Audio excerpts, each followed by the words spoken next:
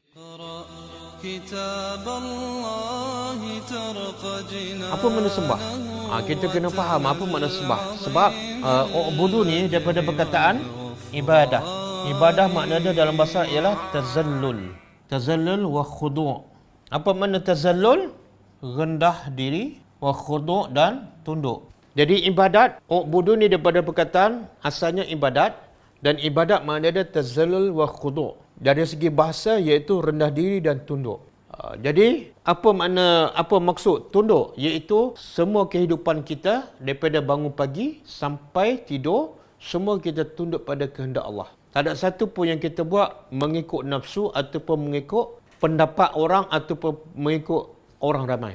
Jadi semuanya mesti rendah diri kepada Allah dan tunduk pada Allah. Daripada bangun pagi, mandi, makan, pergi kerja, solat, kita rehat apa semua kita tunduk kepada Allah Subhanahu Wa Taala. Jadi kita nak faham sekarang, tujuan ibadat jelas supaya bertakwa. Tujuan puasa supaya bertakwa, tujuan solat pun sama. Inna salata tanha 'anil fahsya'i wal munkar. Kenapa dalam kerja buat kita jelas matlamat dan ada hasil? Contohlah, kita makan tujuannya nak kenyang. Lepas makan mesti kenyang. Tujuan kita mandi nak bersihkan badan. Lepas mandi bersih badan. Jelas. Kita nak pergi ke mana? Ke Mekah. Tujuan nak pergi Mekah. Dan kita akan sampai ke sana. Tiba-tiba ibadat tujuannya bertakwa. Tapi tak sampai-sampai tahap takwa. Lepas solat masih buat maksiat. Lepas puasa masih buat maksiat. Lepas buat umrah haji masih buat maksiat. Kenapa? Sebabnya kita diajar dengan cara yang tidak tepat. Iaitu ibadat hanya waktu tertentu, masa tertentu, tempat tertentu. Dalam waktu solat, okey, itu takwa, itu ibadat. Lepas solat, tak ada kaitan. Masa pergi haji, pergi umrah, itu ibadat. Bila balik je daripada haji, macam seolah tidak ada kaitan. Sebenarnya takwa tu ialah melaksanakan perintah Allah sepanjang masa, 24 jam. Allah kata, tidak aku ciptakan jin dan manusia, melainkan hanya untuk mereka beribadat. Maknanya ibadat berapa lama? Allah perintah kita beribadat pada dia, berapa lama? Berapa jam satu hari? 24 jam kan? Tapi kalau kita tengoklah, maaf saya cakap, ramai kita tengok, ada orang tu masa pergi masjid, okey. Tapi bila kita tengok, waktu pagi dia jogging tu, pakai pakaian yang membuka aurat. Pergi masjid setengah jam je. Tapi masa dia jogging, masa dia exercise tu, kadang-kadang sampai 2 jam buka aurat. Jadi di mana ibadat 24 jam? Dan banyak lagi contoh. Kadang-kadang kita tengok orang tu buka aurat. Tiba-tiba masuk waktu salat, dia buka telekon, dia tutup aurat. Jadi kenapa berlaku macam tu? Sebab dia tak faham makna ibadat. Ibadat tu ialah wajib tunduk pada Allah Subhanahu Wa Taala daripada bangun pagi sampai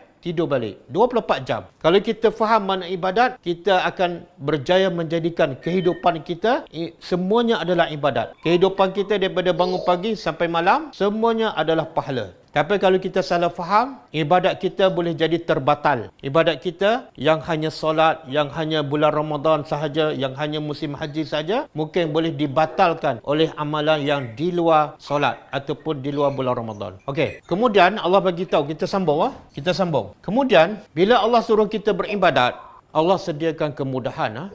Allah kata allazi yang ja'ala, dia telah menjadikan lakum untuk kamu al-arda, bumi. Firasha ni makna hamparan. Firasha makna hamparan. Dalam ayat lain Allah guna perkataan mihada. Alam naj'alil arda mihada. Makna dia sama. Dalam surah Amma Yatasaalun kan. Mihada, firasha. Jadi Allah kata dia telah menjadikan untuk kamu bumi sebagai hamparan. Allah tengok, Allah bagi tahu rahmat Allah, dia yang menjadikan untuk kamu bumi sebagai apa? Hamparan. Apa yang Allah nak bagi tahu? Allah jadikan bumi ni mudah untuk kita tinggal, mudah untuk kita bekerja, mudah untuk kita berjalan ke mana-mana. Seumpama hamparan, kapet dalam rumah kita kan, rata je. Mungkin timbul soalan, rata macam mana Ustaz? Ada bukit, ada gunung. Sebenarnya bukit dan gunung tu adalah sebagai pelengkap kepada bumi. Sebab dengan gunung dan bukit itu Allah jadikan dia sebagai pemasak kepada bumi. Tapi selain pada tu, kebanyakan bumi adalah firasha, hamparan. Jadi Allah nak bagi tahu, Allah tak zalim. Allah suruh kita sembah dia dan Allah